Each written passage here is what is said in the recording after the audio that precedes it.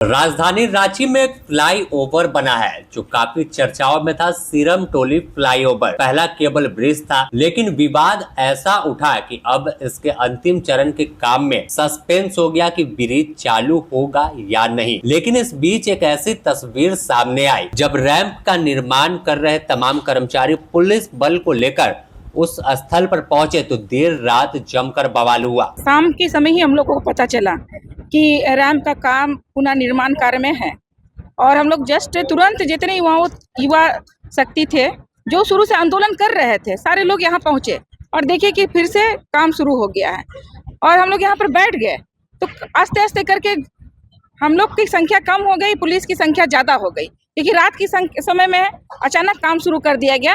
तो लोग के हम लोग फोन भी नहीं कर पाए और उतने समय में इतने लोग आ गए पुलिस की, ज्यादा से ज्यादा लोग पुलिस होने के कारण हम लोग यहाँ पर ही जितनी भी लड़कियां थी जो रैंप में के निर्माण कार्य को बाधित कर रही थी, रोकना चाह रही थी, उसको उस पर लाठीचार्ज किया गया, ढकला गया, मारा गया। इतना तक कि सुनीता मुंडा पत्रकार है, उसका फोन भी छीनकर जो लाइव कर रही थी उसको फेंक दिया गया। तो इस तरह की परिस्थिति वहाँ उत्पन्न कर दी गई है। अब वह सरकार के नाम से जिनको हम लोगों ने सर आंखों में बैठाया, आज इस तरह की परिस्थिति बना दिया गया है कि आदिवासी 4 महीने से आंदोलन कर रहा है लेकिन कुछ दिखाई नहीं दे रहा है सरकार को। सरकार तानाशाह हुई है, दमनकारी नीति अपना कर अंग्रेजों से भी ज्यादा कठोरता से अपने समाज को नहीं देखते हुए यहाँ काम शुरू कर दिया गया है। दुख लग रहा है कि हम लोग 4 महीने से आंदोलन कर रहे हैं अपनी धरोहर को बचाने के लिए, अपनी आस्था को बचाने के लिए। वो धरोहर जिसको कार्तिक बाबा के द्वारा संजोया गया था, उस धरोहर को हम लोग बचाने का प्रयास कर रहे हैं। और हेमंत सोरेन सोचिए मुख्यमंत्री आदिवासी होते हुए भी इस बात को नहीं समझ पा रहे हैं। वो डीपीआर नहीं देखे क्या?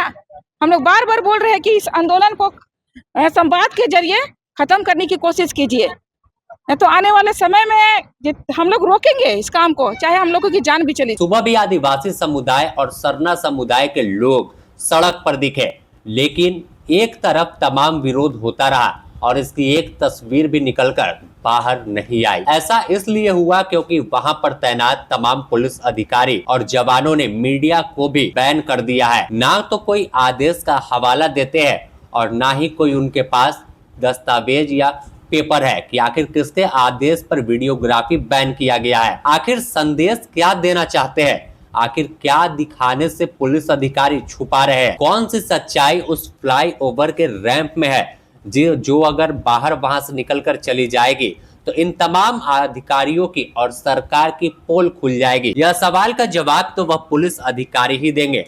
लेकिन अगर सबसे बड़ी बात करें तो देर रात तो तमाम मीडिया कर्मियों ने भी तस्वीर दिखाई और जमकर किरकिरी पुलिस अधिकारियों की और सरकार की हुई कि कैसे दो तरह से बात करती है। एक तरफ आदिवासी से वार्ता होती है तो दूसरे तरफ फिर निर्माण कार्य पूरा होता है। और जब सुबह भी तमाम आदिवासी संगठन के लोग पहुंचे तो मीडिया कर्मी भी वहां पर पहुंच गए और उनसे जानने की कोशिश की कि आखिर इस विवाद का जड़ कैसे खत्म होगा और क्या रास्ता निकलेगा। इस बीच वहां पर अधिकारी आते हैं, पुलिस के जवान पहुंचते हैं, दरोगा आते हैं और दरोगा ऐसी धौंस दिखाते हैं जैसे वह झारखंड नहीं, जिस पहलगाम में हमला हुआ हो वहां पर रिकॉर्डिंग करने पहुंच गया और कोई साक्ष्य जो है आतंकी कैसे पहुंचे थे वो कैसे खत्म कर देंगे मीडिया कर्मी। कहीं जो आगे बढ़ेंगे तो कोई जानकारी इन्हें मिल जाएगी, इनपुट, और वो लीक हो जाएगी। तो वो उस तरह से बिहेव कर रहे थे और मीडिया कर्मियों के साथ दुर्व्यवहार करने लगे और साफ चेतावनी देने लगे कि यहाँ पर किसी तरह से रिकॉर्डिंग नहीं करने देंगे।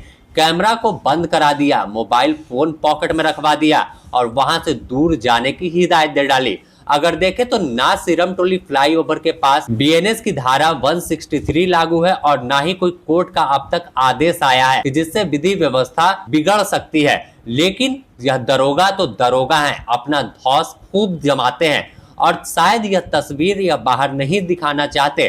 कोई आदेश होगा बड़े अधिकारी का, सरकार में बैठे लोगों का कि अबुआ सरकार झारखंड में है और अबुआ सरकार के राज्य में ही झारखंड के अबुआ यानी आदिवासी कैसे विरोध कर रहे हैं। विकास हुआ, जरूरी था फ्लाईओवर बनना, लेकिन अगर कोई समस्या है तो उनकी बात कौन सुनेगा?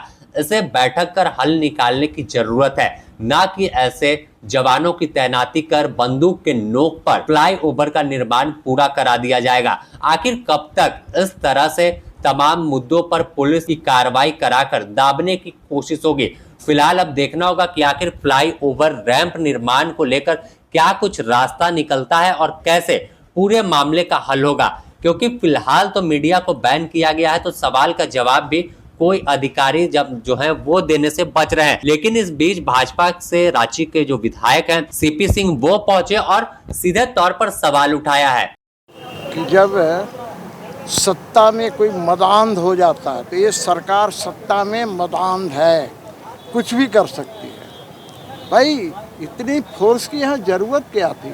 दूसरा है कि मीडिया को हम क्यों रोके? भाई मीडिया ही तो सारी चीज़ें आगे ले जाने का काम करती है। भाई हम एक तरफ बोलते हैं कि लोकतंत्र का चौथा स्तंभ है मीडिया, और दूसरी तरफ मीडिया को जाने से रोक रहे हैं।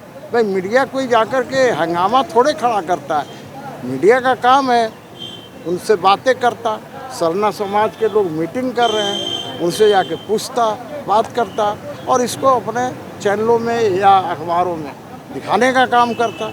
तो इनको मीडिया से इतना डर क्यों है, ये भी आश्चर्य का विषय है। साफ तौर पर सुना कि तमाम किस तरह से एक कहे तो तानाशाही जैसा हाल है, वो सीपी सिंह कह रहे हैं कि पुलिस को खड़ा कर तमाम चीजों को छुपाने की अब कोशिश होती है। जो वादा सरकार करती है, जो बात करती है, उस पर कायम नहीं दिखती है। बने रहे द न्यूज पोस्ट के साथ, इससे जुड़ी और भी अपडेट आपको देंगे।